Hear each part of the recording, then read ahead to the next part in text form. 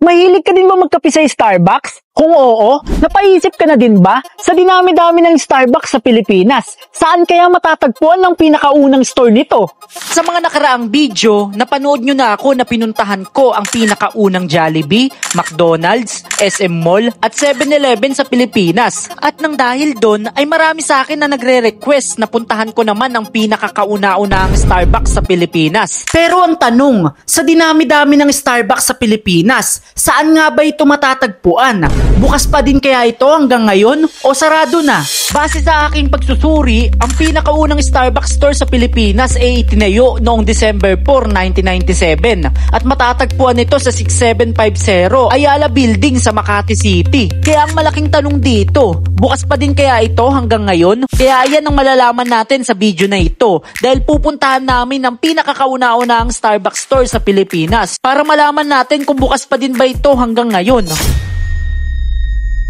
Agad na kami nagbiyahe papunta sa Makati, kaso bigla kaming inabutan ng malakas na ulan kaya no choice kami kundi sumilong muna. Nung medyo umina na yung ulan ay tinuloy na namin yung biyahe hanggang sa makarating sa Makati. So yun mga kaibigan, nakarating na kami dito sa may Ayala Tol. At ngayon papunta na kami sa pinakakauna-unahang Starbucks sa Pilipinas. Ang problema, hindi namin alam kung hanggang ngayon bukas pa ba o hindi na, di ba? Naglakad na kami papunta sa 6750 Ayala Building dahil base sa Google ay dun daw matatagpuan yung pinakaunang Starbucks. Ops, teka muna. Bago ko ipakita sa inyo kung nandun pa ba yung pinakaunang Starbucks sa Pilipinas, ay bibigyan ko muna kayo ng trivia. Alam nyo ba na ang Starbucks ay pagmamayari ng Rastan Coffee Corporation? Oo. At ang CEO ng Starbucks sa Pilipinas ay si Noe Tantoco Lopez. Sa kasulukuyan ay meron ng 400 Starbucks stores sa Pilipinas. Ganun siya kadami. Ngayong alam nyo na, balik na tayo sa video. Ito na ang inaantay nyo. Nandito pa din kaya yung Starbucks o wala na? So yun mga kaibigan, naglalakad na kami at may nakita na kaming good sign tol.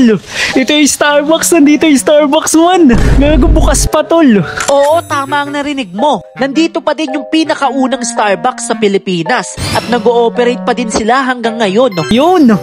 Ito tol, confirm na bukas pa rin hanggang ngayon ay no Starbucks Coffee. Let's go! Ngayon ay nandito na kami sa pinakakauna-unahang Starbucks sa Pilipinas. Itinayo ito noong December 4, 1997 at hanggang ngayong kasalukuyan ay nag-ooperate pa din ito.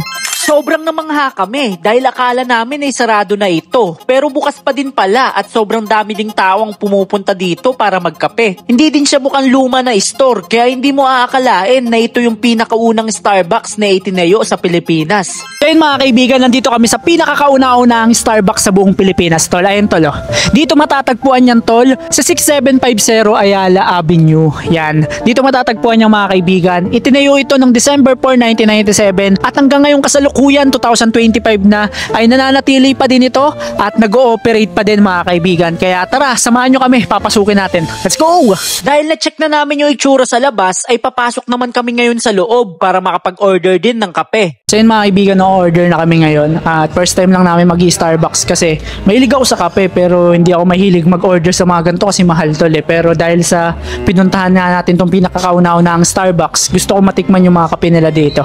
History to tol, tara order tayo. First time lang namin makapasok sa Starbucks. Kaya history to dahil sa unang pasok namin sa Starbucks ay sa pinakakauna-unahan pang store nito. So yung mga kaibigan, order na kami. Kaya natin tol kung masarap yung mga kape dito sa pinakakauna-unahang Starbucks sa Pilipinas. Tapos isa pong yung po, ay wait lang. Vanilla sweet cream cold brew po, yung grande lang din po. Yes po. Habang inaantay namin yung kape namin ay hindi namin maiwasan na mag-goosebumps dahil nakapasok kami sa kauna-unahang Starbucks sa bansa natin. Makalipas lang din ng ilang minuto ay dumating na yung kape namin. So yun mga kaibigan, naka-order na tayo dito sa Starbucks at ngayon, tikman natin tol kung masarap. 200 pesos coffee tol. Okay din tol, panalo din, masarap din. Nakaka-goosebumps lang kasi biruin nyo, ito yung pinakakauna-unahang Starbucks sa Pilipinas So, sobrang daming Starbucks sa Pilipinas tol. Ito ang pinakakauna-unahang itinayo, di ba? 1997 pa to, tol. Imagine, 2025 na ngayon, di ba? 28 years na itong nananatili. In-enjoy na muna namin magkape at maya-maya ay naisipan ko ng explorein ang loob ng Starbucks para makita natin kung anong itsura nito. So yun mga kaibigan, nakakyatin natin yung taas at sisilipin natin, tol, kung anong meron dito. Ito yung itsura ng taas. Sobrang elegant pagmasdan dahil aesthetic ang disenyo. Medyo malawak din kaya maraming pwedeng maupuan. Dito nyo rin makikita, tol, na 1997 talaga siya itinayo. Ayan, tol, no? Yan. Starbucks and the Philippines established 1997. Di ba? Ayun yung katibayan na ito talaga yung pinakakauna-unahang Starbucks sa Pilipinas. 1997 siya itinayo. Ayan, no?